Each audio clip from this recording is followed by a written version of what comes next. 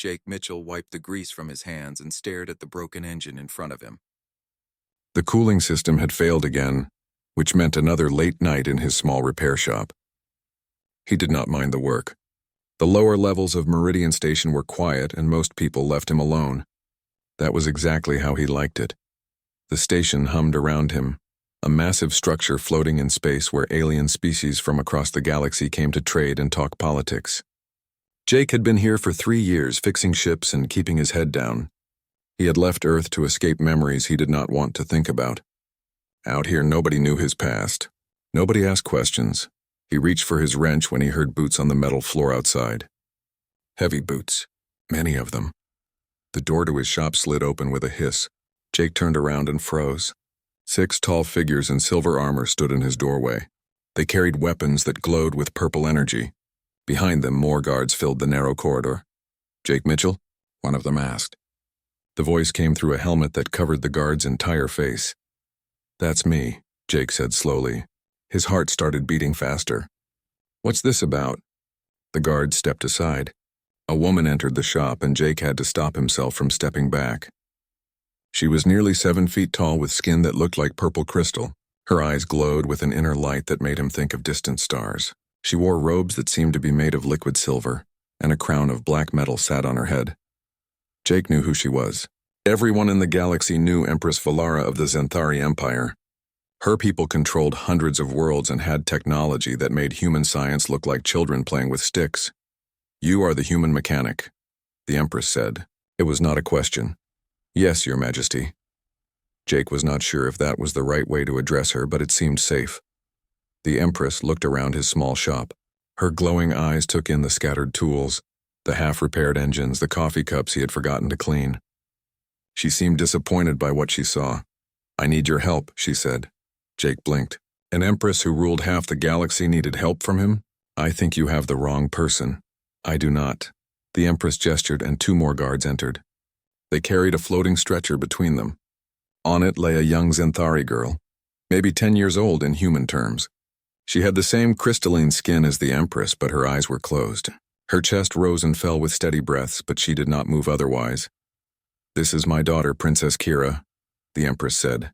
Her voice cracked slightly. 3 years ago, there was an accident. She was using experimental technology meant to expand her telepathic abilities. Something went wrong. The device damaged her mind. Jake moved closer to the stretcher. The girl's face was peaceful, almost like she was sleeping. But there was something wrong about the stillness. She was too still, like a doll instead of a living person. "I'm sorry," Jake said. "But I don't understand what this has to do with me. I fix engines, not people." "Every healer in the Empire has tried to reach her," the Empress continued, her hands clenched at her sides. "Every scientist, every doctor, every mystic who claims to have special powers. They all failed. My daughter is trapped inside her own mind. She cannot speak. She cannot move on her own. She cannot tell us if she is in pain or if she even knows we are here." The Empress turned to face Jake directly. The glow in her eyes intensified. "I have heard stories about humans. You are a young species, primitive in many ways, but you solve problems differently than we do. You see things we miss.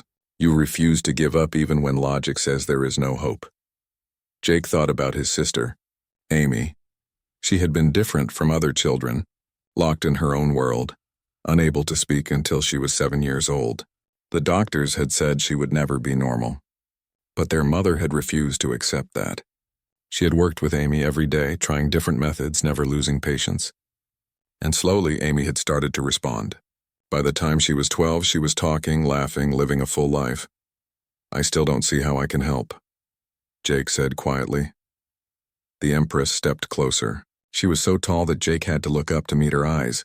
"If you can teach my daughter to speak again, if you can bring her back to us, I will give you anything you want. Wealth beyond measure, a fleet of ships, a planet of your own, a seat on the Galactic Council. Name your price and it is yours." Jake looked at the girl on the stretcher. She reminded him of Amy, of those early years when his sister had been trapped in silence. He knew he was not qualified for this.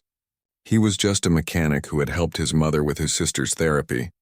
He had no training, no degrees, no real understanding of alien biology. But he also knew what it felt like to watch someone you loved be locked away from the world. I can't promise anything, Jake said. I'm not a doctor. I don't know if what worked for my sister will work for your daughter.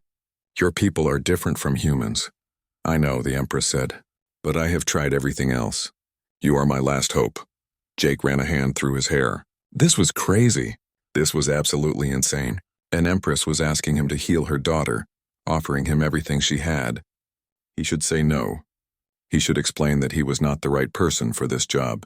Instead, he heard himself say, I'll try. The Empress closed her eyes for a moment. When she opened them again, they were wet. Jake had not known that Zenthari could cry. Thank you, she whispered. But I need you to understand something, Jake continued. If I do this, I do it my way. No interference from your doctors or scientists. They had their chance. If you want me to try, you have to trust me completely. The Empress nodded. Anything. And I need time, Jake added. This won't happen overnight. It might take months. It might take years. And it still might not work. I understand. Jake looked at Princess Kira again. Her small hand lay on the stretcher, pale and motionless. He reached out and gently touched her fingers. They were cool but not cold. Alive but not living. Okay, he said. Let's get started. The guards lifted the stretcher. The Empress gestured for Jake to follow. As he walked out of his shop, leaving behind his simple life of fixing engines and avoiding the past, he wondered if he had just made the biggest mistake of his life. Or maybe, just maybe, he had found a purpose he had been searching for since he left Earth. The corridor was filled with guards, all of them watching Jake with suspicious eyes. He was just a human, covered in grease and wearing old work clothes. To them, he probably looked like a con artist or a fool. But the Empress walked beside him, and that was enough to make them step aside. They reached a docking bay where a massive ship waited.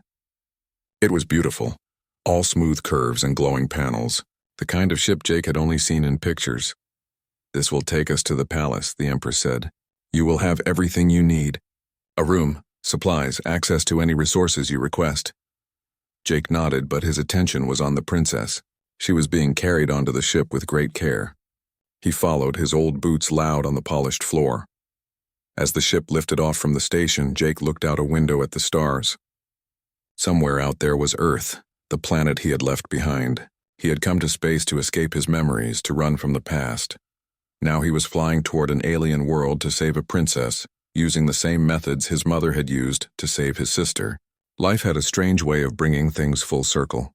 The Empress sat across from him in the ship's main cabin. You said you helped someone before. Your sister? Yes, Jake said. She couldn't speak when she was young. The doctor said it was autism, that she would never be like other kids. But my mother didn't give up. She worked with Amy every single day, talked to her, sang to her, did exercises with her, and eventually Amy started talking back. And you think this will work for Kira? Jake shrugged. I don't know. But I know that giving up is guaranteed to fail. So we might as well try. The Empress smiled slightly. It was the first time Jake had seen her smile. You are an unusual human, Jake Mitchell. I get that a lot, he replied. The ship jumped to faster than light speed, and the stars outside became long streaks of light. Jake settled back in his seat and closed his eyes. He had no idea what he was doing. He had no plan, no training, no real hope of success.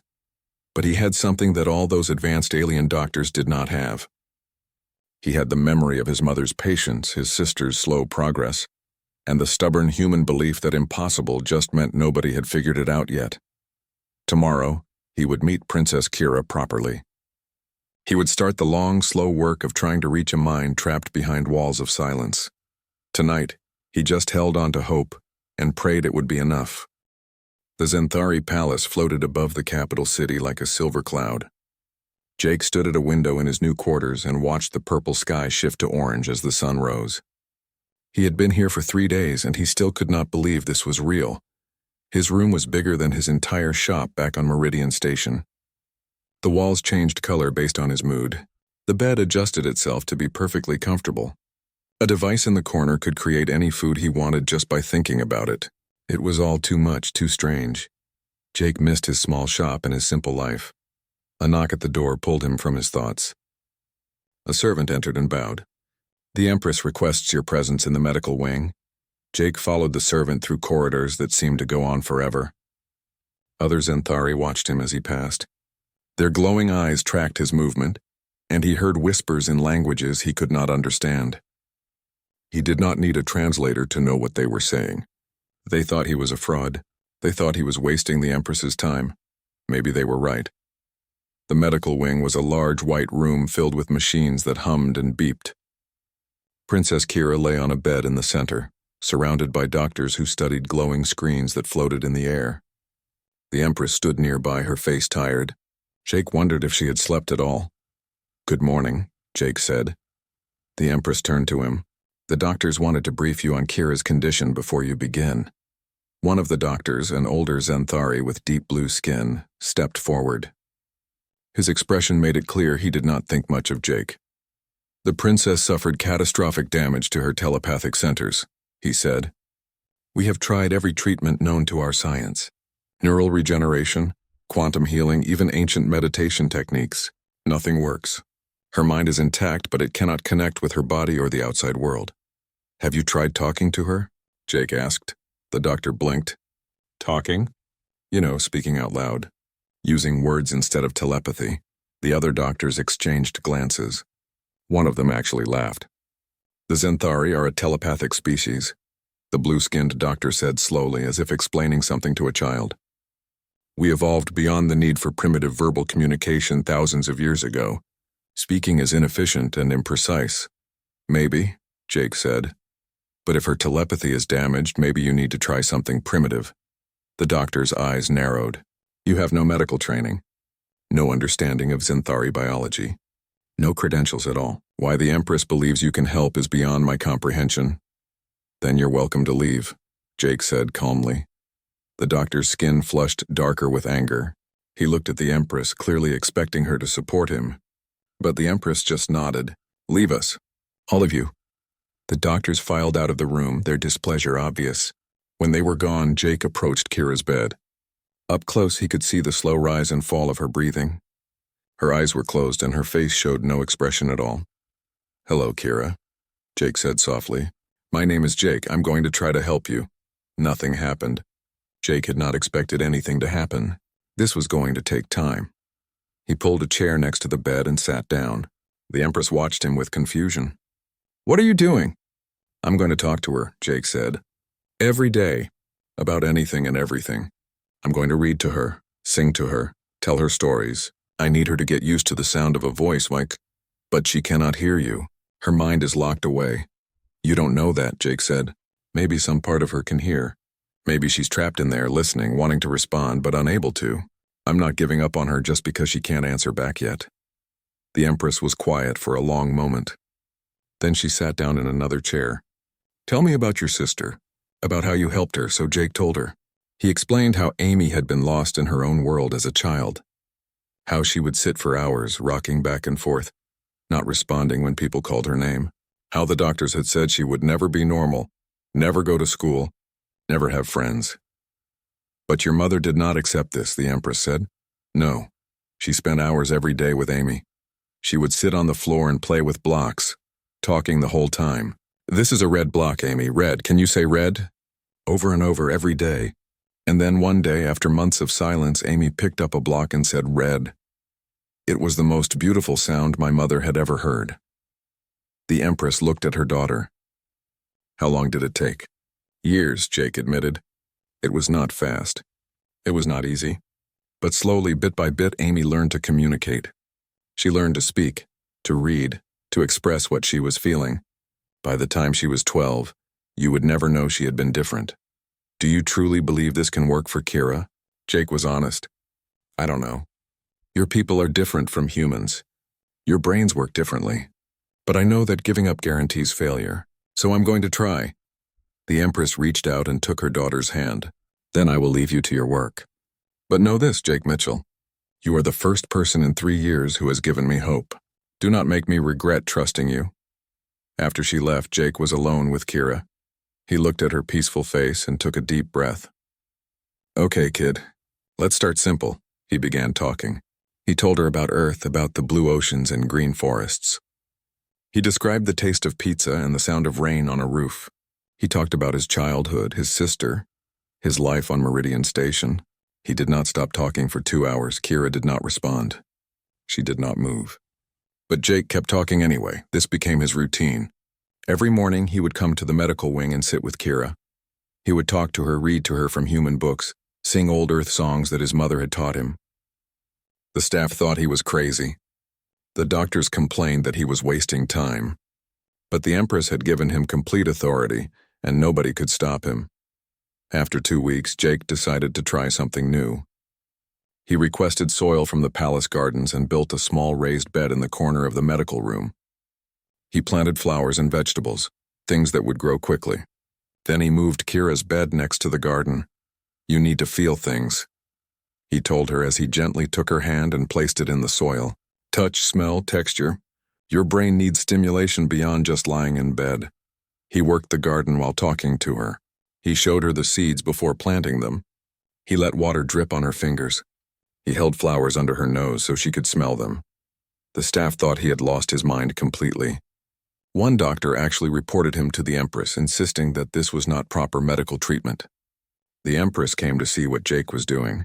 She found him singing an old folk song while helping Kira's hands move through the soil. He looked up and stopped singing. "I can explain. Please do." Jake stood up, his hands covered in dirt. "The Xanthari rely on telepathy, right? Your whole communication system is based on the mind, but Kira's mind is damaged, so I need to rebuild her connection to the world through other pathways.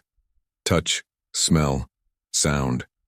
I need to wake up the parts of her brain that don't depend on telepathy. And you think dirt and flowers will do this? I think it's better than leaving her in a white room staring at a ceiling," Jake said. The Empress looked at her daughter. Kira's hands were buried in the soil, and there was actual dirt on her face. For a being who valued perfection and cleanliness, it must have been shocking. But then the Empress smiled. "Continue your work." Months passed. Jake expanded his methods. He built simple machines that Kira could manipulate, puzzles with big pieces that her hands could grip. He brought in music players and filled the room with different sounds. He got permission to take Kira outside to the gardens where she could feel wind and sun, and every single day, he talked to her.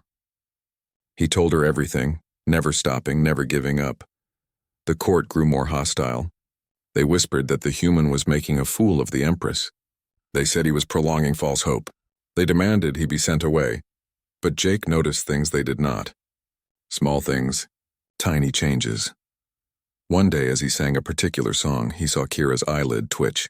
Another time, when he placed a flower in her hand, her fingers moved slightly. Once, when he was reading a funny story, he could have sworn he saw the corner of her mouth move. He did not tell anyone about these observations. They were too small, too easy to dismiss as wishful thinking. But they gave him hope. Then came the morning that changed everything. Jake had been working with Kira for 4 months. He was singing an old song his mother used to sing, something about a mockingbird and a diamond ring. His voice was rough and off-key, but he sang it anyway. He was so focused on the song that he almost missed it. A sound, quiet and rough, but unmistakably a voice. Jake stopped singing. He leaned closer to Kira. "Did you just make a sound?" Silence. But then, so faint he almost missed it again, Kira's lips moved. A single word escaped, barely a whisper. "Jake." His heart stopped. He grabbed her hand. "Kira, can you hear me?" Her eyes were still closed. She did not move. But her lips formed the word again. "Jake!" He ran to the door and shouted for the Empress. Within minutes, the room was filled with people. The Empress pushed through the crowd and grabbed her daughter's other hand. "Kira, baby, can you hear us?" Nothing happened. Minutes passed in tense silence. The doctors began whispering that Jake had imagined it, that he was seeing what he wanted to see. Then Kira spoke again. The palace erupted in celebration after Kira spoke her first words. Servants ran through the halls spreading the news. The doctors who had doubted Jake now studied everything he did with intense focus. The Empress ordered a feast in his honor, though Jake felt uncomfortable with all the attention. But the real work was just beginning. 2 words did not mean Kira was healed. It meant there was hope. Jake continued his daily routine with her, but now he had proof that his methods were working. He pushed harder, trying new techniques. He brought in picture books and pointed at objects while saying their names. He played games that required responses, even if Kira could not give them yet. He never stopped talking. Progress came slowly. Some days Kira would say a word or two. Other days she was silent. But gradually, bit by bit, she began speaking more. First simple words in English, the language Jake used most. Then she started mixing in Zenthari words, her native tongue coming back to her. 6 weeks after her first word, Kira opened her eyes for the first time in 3 years. Jake was reading to her when it happened. He was so focused on the book that he did not notice at first. Then he felt like someone was watching him. He looked up and found himself staring into glowing purple eyes. "Kira," he said carefully. She blinked. Her mouth moved like she was trying to remember how to form words. Finally, she whispered, "The story? Keep reading." Jake's hands shook as he continued reading. His voice cracked with emotion, but he made it through the page. When he finished, Kira smiled. It was a weak smile, tired and fragile, but it was real. "I could hear you," she said softly, "all this time. I could hear everything. But I was trapped, like being underwater, watching the world through thick glass. I could see and hear, but I could not reach out. I could not make my body move or my voice work." "That sounds terrible," Jake said. "It was. But then you came. You talked to me like I was a real person, not just a broken thing. You sang to me. You let me touch dirt and smell flowers. Slowly I started feeling the glass get thinner, and then one day I heard your voice so clearly and I thought maybe I could reach back." The Empress arrived within minutes of being summoned. When she saw her daughter's open eyes, she broke down crying. She held Kira carefully as if afraid her daughter might break. "You came back to us." "I never left," Kira said. "I was just lost." The doctors wanted to run tests immediately, but Jake insisted Kira needed rest. She had just woken up after 3 years. She needed time to adjust, to remember how to be in the world. The Empress agreed, and the doctors were forced to wait. Over the next weeks, Kira's improvement accelerated. She began moving her limbs, first just fingers and toes, then arms and legs. She started sitting up. She ate solid food. She asked questions about everything around her, but the most remarkable change was in her speech. Kira did not just talk. She analyzed language in a way that surprised everyone. One afternoon, Jake was teaching her new English words when she suddenly stopped him. "This word you just said, love. In Zenthari, we have 12 different words for various types of affection, but none of them capture what this English word means. It is bigger. It encompasses everything." "That's an interesting observation," Jake said. "Language shapes how we think," Kira continued. "The Zenthari stopped using spoken language when we developed telepathy. But telepathy is limited. It shares surface thoughts, images, feelings. It does not have the precision that words have. When you speak, you must choose exactly the right word for exactly what you mean. That choice, that precision, creates clarity." Jake had never thought about it that way.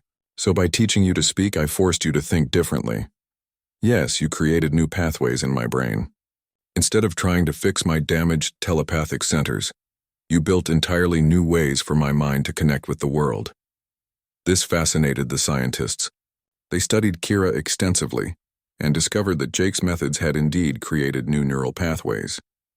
Her brain had reorganized itself, routing around the damaged areas by developing language centers that most Zenthari did not have. But there was something else, something even more unusual. Kira was developing an ability that no Zenthari had ever demonstrated before. It started small. A servant lied to her about why he was late, and Kira immediately knew it was false. A court official claimed to support the Empress but secretly plotted against her, and Kira sensed his deception the moment he spoke. A visitor said polite words while meaning something entirely different, and Kira understood both the words and the hidden intention behind them. At first, people thought she was reading minds through telepathy, but Kira explained it was something else. "I can feel the truth in words," she said. "When someone speaks, I sense whether their words match their true feelings and thoughts. It is not telepathy. It is something deeper. The words themselves carry intention, and I can perceive that intention." The Empress found this ability incredibly useful. She started bringing Kira to court meetings. Several times, Kira identified deceptive courtiers or false promises in trade negotiations. She became an asset to the Empire, but one person was very worried about Kira's new ability. Lord Vex, the High Chancellor, had held his position for decades through careful manipulation. He controlled information, twisted facts, and said one thing while meaning another. Kira's ability to sense deception threatened everything he had built. Jake noticed Vex watching Kira with cold calculation. It made him uneasy. His concerns proved justified. One afternoon, Jake was walking with Kira through the palace gardens. She was getting stronger every day and could now walk on her own, though she tired easily. They were discussing Earth's literature when Jake saw movement in the shadows. "Get down," he shouted. A blast of purple energy shot through the space where Kira had been standing. Jake had tackled her to the ground just in time. The blast hit a tree behind them, which exploded in flames. 3 figures in dark clothes emerged from hiding. They carried weapons and moved toward Jake and Kira with clear intent. Jake positioned himself between them and the princess. "Run," he told Kira. "I cannot leave you," she said. "I will be fine. You need to get help." But Kira was too weak to run fast, and Jake was just a mechanic with no combat training. The attackers closed in. One of them raised his weapon, pointing it directly at Jake's chest. Time seemed to slow down.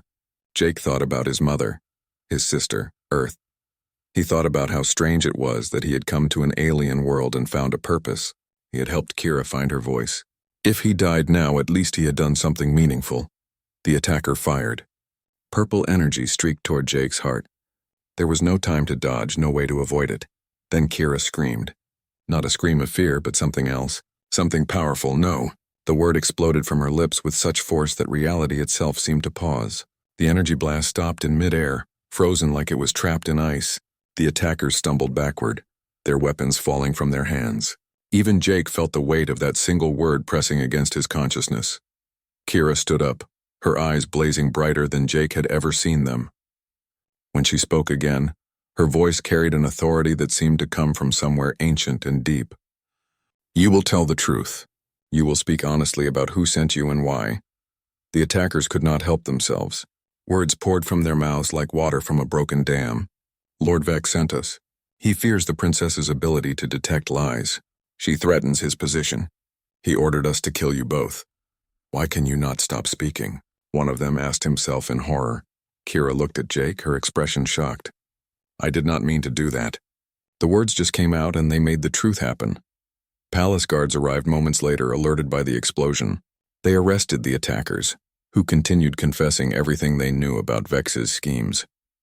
Within an hour, the whole conspiracy was exposed.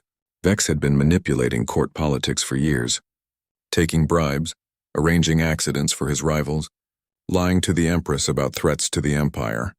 When they arrested Vex in the throne room, he tried to deny everything. But Kira was there. She looked at him and said simply, "Tell the truth." And he did. Every crime, every lie, every manipulation. The words spilled out of him like poison leaving a wound. By the time he finished, the entire court stood in shocked silence. The Empress looked at her daughter with wonder and fear. "What are you, Kira?" Jake stepped forward. He had been researching Zenthari history and mythology during his time at the palace. "I think I know. The ancient texts mention beings called speakers of truth, legendary figures who could make reality conform to their words, but only if they spoke with absolute honesty and pure intention." An elderly scholar in the court gasped. "That is just myth. Stories from before we evolved telepathy." "Maybe not," Jake said. "Maybe when the Zenthari developed telepathy, they stopped using spoken language and lost access to this ability. It requires perfect alignment between thought, emotion, and word. Telepathy shares thoughts directly, so that alignment is not necessary." But Kira had to relearn speech from the ground up, building those pathways with complete mindfulness. She learned to speak with absolute precision, and somehow that unlocked something ancient in your species' genetics. Kira looked at her hands like they belonged to someone else. "I can feel it now." The arrest of Lord Vex sent shockwaves through the Zenthari court. For 3 decades, he had been a fixture of imperial politics, trusted by the Empress and feared by his rivals. Now his lies were exposed, his crimes revealed.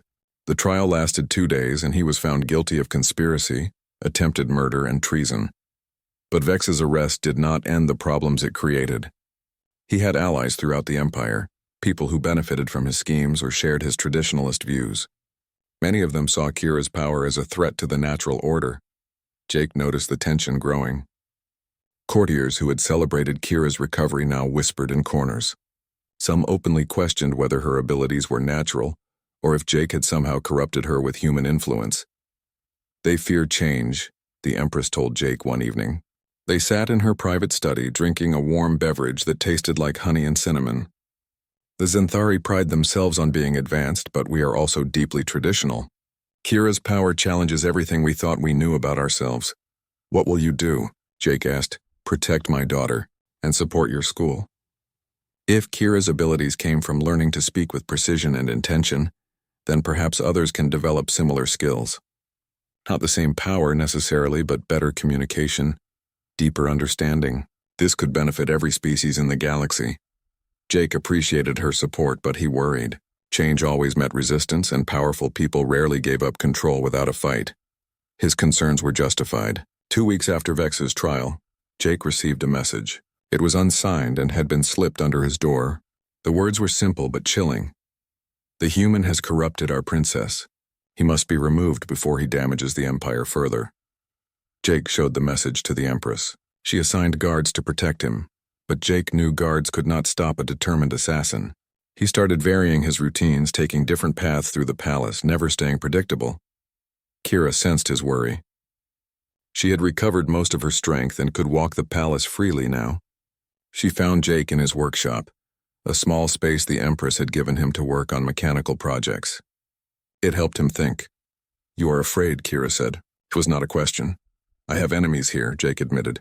People who think I have too much influence, who fear what I taught you, then leave. Go back to your space station. You have done what my mother asked. You are free to go. Jake looked at her. In the months since her recovery, Kira had grown from a silent child into a thoughtful young woman. She was intelligent, kind, and carried a burden of power that would have crushed someone weaker. I am not leaving, he said. Your education is not complete. And besides, I want to see my school built. I want to help others, even if it puts you in danger, especially then. The things worth doing are usually dangerous. Kira smiled sadly. You are a strange human, Jake Mitchell. So I have been told. The next weeks were tense but quiet. Jake began working on plans for his school. Architects drew up buildings. Teachers from various species volunteered to join the faculty. The Empress provided funding and land on a neutral world where students from any species could come to learn. Jake also continued working with Kira, helping her understand and control her power. They discovered that her ability was not simple. She could not just say anything and make it true. The words had to align with reality, with genuine truth. She could compel people to speak honestly or act according to their true nature, but she could not force them to do things completely against their will. It is like I can clear away the lies and confusion, Kira explained. When I speak with power, I make people confront what they already know to be true, but were denying or hiding. I cannot create new truths or change reality itself. That is still incredibly powerful, Jake said. Yes, and incredibly dangerous if misused. They were practicing in the garden one afternoon when Jake felt something was wrong. The guards who usually patrolled the area were missing. The servants had all disappeared. He and Kira were alone. We should go inside, Jake said quietly. They turned toward the palace entrance and found their path blocked. A dozen figures in ceremonial robes stood there, their faces covered by masks. Jake recognized the robes. They belonged to the Order of the Ancient Path, a religious group that believed the Zenthari should reject all outside influence and return to the ways of their ancestors. Princess Kira, one of them said. The voice was female, cold and certain. You have been touched by alien corruption. We are here to cleanse you. You mean kill me, Kira said calmly. If necessary, better you die pure than live contaminated. Jake stepped in front of Kira. You will have to go through me first. That is acceptable. They moved forward as one. Jake had no weapons, no combat skills. But he was not going to let them hurt Kira without a fight. He grabbed a gardening tool and prepared to defend her. Then one of the attackers pulled out a weapon, a small device that hummed with energy. He pointed it at Jake and fired. The blast hit Jake in the chest. Pain exploded through his body like fire in his veins. He fell to the ground, gasping for air. His vision went dark at the edges. He could hear Kira screaming his name, but it sounded distant and distorted. He was dying. He knew it with absolute certainty. The weapon had done too much damage. His heart was failing, his lungs were filling with fluid. He had seconds left. Then he heard Kira's voice, but different than before. It carried power that made the air itself vibrate. "No, you will not die. Jake Mitchell, you will heal. Your body will repair itself. This damage will undo itself because I say it must be so." Something impossible happened. Jake felt the pain begin to recede. The burning in his chest cooled. His heart, which had been stuttering and weak, suddenly beat strong and steady. He gasped and air filled his lungs easily. The damage was reversing itself, tissue knitting back together, cells regenerating at an impossible speed. Within moments, Jake was sitting up, his hand pressed to his chest where there was no longer any wound. He looked at Kira in amazement. "What did you do?" But Kira was not looking at him. She was staring at the attackers, her eyes blazing with light so bright it hurt to look at directly. When she spoke, her voice echoed like thunder. "You came here to kill in the name of purity. You came here to murder because you fear change. Now you will speak the truth of your hearts. You will confess what truly drives you." The attackers could not resist. Their masks fell away and words poured from their mouths. But these were not confessions of religious devotion or principled belief. They spoke of jealousy, of rage at being left behind by a changing world, of fear that they were becoming irrelevant. They spoke of hating the Empire's alliance with other species, of wanting to return to a time when the Zenthari stood alone and ruled through strength. "We wanted to matter again," one of them said, tears streaming down her face. "We wanted to be important, but the world moved on without us and we could not accept it." As they spoke, something else happened. The power in Kira's words spread outward like ripples in a pond. Everyone in the garden found themselves unable to speak anything but truth. Guards who had been paid to look the other way confessed their bribes. A senator who had supported the attack revealed his own ambition to seize power. Even servants who had known but said nothing admitted their silence. The wave of forced honesty spread through the palace. In throne rooms and bedrooms, in kitchens and barracks, people found themselves confessing secrets they had buried for years. It lasted for 10 minutes of pure, unfiltered truth. When it finally ended, the palace was in chaos. But it was honest chaos. Every hidden agenda, every secret alliance, every deception was laid bare. Jake got to his feet, still amazed that he was alive. Kira stood in the center of the garden, breathing hard, her eyes slowly returning to normal. She looked exhausted and frightened. "I did not mean to do that," she whispered. "I was just so scared." "I could not lose you, Jake. You saved me. I could not let you die." Jake hugged her. "It is okay. You saved my life, but I lost control. The power spread everywhere. I forced an entire palace to speak truth against their will. That is wrong. That is exactly the kind of abuse I swore I would never commit." The Empress arrived with her personal guard. She took in the scene. The fallen attackers Jake miraculously healed, her daughter in tears. She understood immediately what had happened. "Bring these traitors to the cells," she ordered her guards. Then she knelt beside Kira. "You saved Jake's life. You defended yourself. Yes, your power spread further than you intended, but it came from love and fear, not from cruelty or desire to control." "I could have killed them," Kira said. "I could have said, 'Your hearts will stop,' and they would have died. For a moment I wanted to. I was so angry. But you did not," Jake said firmly. "You chose to make them speak truth instead. You chose understanding over revenge. That says everything about who you are." The Empress helped Kira stand. "Come, we need to address the court. This event will have consequences, but we will face them together." As they walked toward the palace, Jake reflected on what had happened. Kira's power was growing stronger than anyone had anticipated. She had not just compelled truth, but had actually healed him, reversed fatal damage through the force of her words alone. The ancient Zenthari texts spoke of speakers of truth as beings of legend, but they had not fully described the extent of their abilities. 3 years passed after the day Kira saved Jake's life. The galaxy had changed in ways nobody could have predicted. The Mitchell Academy, as it was officially named, stood on the neutral world of Haven Prime. The campus sprawled across a valley between mountains, with buildings designed to accommodate dozens of different species. Some needed water, others methane atmospheres. Some required intense heat, others near freezing cold. The architects had created separate climate zones connected by enclosed walkways, allowing everyone to learn together despite their biological differences. Jake stood at the window of his office, watching students cross the central plaza. A Xanthari girl walked with a human boy, their conversation animated and friendly. A crystalline being from the outer rim carefully navigated around a rolling life form from the nitrogen worlds. 5 years ago, many of these species barely spoke to each other. Now they were learning together. The Academy taught Jake's methods, the techniques he had used to reach Kira. But it had grown beyond that. Teachers from across the galaxy contributed their own approaches to communication, language, and connection. The Academy had become a center for understanding how different minds worked and how to bridge the gaps between them. Students came for many reasons. Some were like Kira had been, trapped in silence by injury or condition. Others were diplomats seeking to better understand other species. Many were simply curious, wanting to learn how communication shaped thought and culture. The Academy accepted anyone willing to learn. But the Academy was not the only thing that had changed. The revelation of Kira's power as a speaker of truth had sent ripples through galactic society. Scientists studied the phenomenon.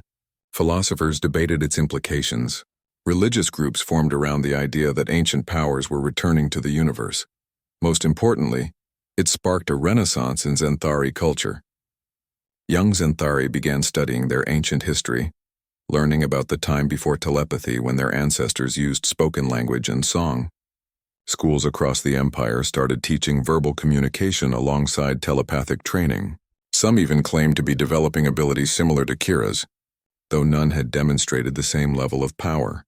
The Xanthari were rediscovering parts of themselves they had thought lost forever.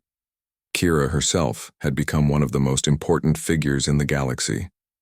She served as a mediator between civilizations, using her abilities to facilitate negotiations and peace treaties. Her power to compel truth made her invaluable in resolving conflicts. When two species sat across a table from each other and were forced to speak honestly about their fears and desires, most disputes resolved themselves. She could not force peace. She could not make people abandon their genuine beliefs or interests. But she could clear away the lies, posturing, and miscommunication that caused so many unnecessary conflicts. The galaxy became a more honest place because of her, but it had not been easy for her. The burden of such power weighed heavily on Kira. She came to visit Jake at the Academy often, seeking his counsel and friendship. He was one of the few people who remembered her as the silent girl on a stretcher, who treated her as a person rather than a legend. Today was one of those visits. Kira sat in Jake's office, sipping tea that his assistant had specially prepared for Xanthari biology. She looked tired. Being the speaker of truth was exhausting work. The Council of 10 Worlds is meeting next month, she said. They are negotiating territorial boundaries in the disputed sector. Both sides have asked me to mediate. That is good news, Jake said. It is also terrifying. These are two powerful civilizations with a history of violence. If I make a mistake, if I push too hard or speak carelessly, I could start a war instead of preventing one. Jake had learned much about leadership and responsibility in his years running the Academy. You have mediated dozens of disputes. Why is this one different? Because the stakes are higher. And because I am tired, Jake, every time I use my power, I feel the weight of it. Every word I speak carries so much consequence. Sometimes I miss the days when I was silent, when I could not affect the world at all. You do not mean that. Kira smiled slightly. No, I do not. But I miss the simplicity. I miss being the girl in the garden who was just learning to speak again, with no expectations or responsibilities. That girl is still in you, Jake said. Power did not erase who you are. It just gave you more options for how to express yourself. They sat in comfortable silence for a moment. Then Kira asked, Do you ever regret saying yes? When my mother asked for your help, you could have refused. You could have stayed in your small shop and lived a simple life. Jake thought about it. His life had become complicated beyond anything he had imagined. He dealt with galactic politics now. He managed an institution with thousands of students. He gave speeches and sat on councils. Sometimes he missed the quiet days of fixing engines. I think about it sometimes, he admitted. But no, I do not regret it. You needed help and I was able to give it. That matters more than comfort or simplicity. You changed my life, Kira said softly. You saved me. You saved yourself. I just talked to you until you could answer back. A knock at the door interrupted them. Jake's assistant entered with a message. Sir, the graduation ceremony begins in 1 hour. You are expected to give the opening speech. Jake sighed. He hated public speaking, but it came with the position. Tell them I will be there. After the assistant left, Kira stood. I should let you prepare. But thank you, Jake, for everything. For then and for now, anytime, kid. She laughed at the nickname. She was 20 years old now in human terms, hardly a kid anymore. But to Jake, she would always be the girl he had sung folk songs to in a medical room. The graduation ceremony was held in the Academy's central amphitheater. Hundreds of students filled the seats, representing over 50 different species. Their families and friends packed the viewing galleries. The Empress had come as well, sitting in the place of honor with the Academy's Board of Trustees. Jake walked to the podium and looked out at the crowd. Public speaking still made him nervous, but he had gotten better at it over the years. He cleared his throat and began. 3 years ago, this academy was just an idea, a hope that the methods I used to help one person could help many. Today, we graduate our first full class of students. Some of you came here unable to communicate due to injury or illness. Others came to learn how to better understand those who think differently than you. All of you worked hard, and I am proud of each of you. He paused, gathering his thoughts. When I first came to the Zenthari Empire, I was just a mechanic running from my past. I did not think I had anything special to offer. But I learned something important. Everyone has value. Everyone has something to contribute. Sometimes the most powerful tool is not advanced technology or ancient wisdom. Sometimes it is just patience. It is refusing to give up on someone. It is treating others with dignity even when they cannot respond. Jake saw some students nodding. He saw the Empress watching him with approval. He saw Kira standing at the side of the amphitheater smiling. You are graduating today and going out into the galaxy to use what you learned here. Some of you will be therapists and teachers. Some will be diplomats and mediators. Some will return to your homeworlds and share these methods with your own people. Whatever you do, remember this. Communication is not just about words. It is about connection. It is about seeing the person behind the silence, the fear, the difference. It is about building bridges. The audience applauded as he finished. The ceremony continued with individual awards and speeches from other faculty members. But Jake's mind drifted to the future. The academy would continue growing. More students would come. More teachers would share their knowledge. The methods developed here would spread across the galaxy, helping countless individuals who were lost in silence or isolation. And maybe, just maybe, some of those students would develop abilities like Kira's. Not everyone could become a speaker of truth, but everyone could learn to speak with more precision, more honesty, more intention. They could learn to make their words matter. After the ceremony, there was a celebration. Jake found himself surrounded by graduates thanking him, by families expressing gratitude, by colleagues discussing future plans. It was overwhelming in a good way. The Empress found him during a quiet moment. You asked for a school when I offered you everything. I thought you were a fool. Now I see you were wise. This academy will shape the future of the galaxy more than any treasure or title could have. I just wanted to help people, Jake said. And you have, more than you know. As the evening wore on and the crowd began to thin, Jake and Kira found themselves back in the garden that had been planted in memorial of the one where she had first learned to touch soil. They sat on a bench and looked at the stars. Do you remember the day I spoke your name? Kira asked. My first word in 3 years? I remember every detail, Jake said. I thought I was imagining it at first. I remember being terrified. I had been silent for so long that speaking felt impossible. But I heard your voice singing that ridiculous song, and I thought, if this human can care enough to sing to me every day for months, then I can try to say his name. That ridiculous song saved your life. You saved my life. The song was just the tool you used.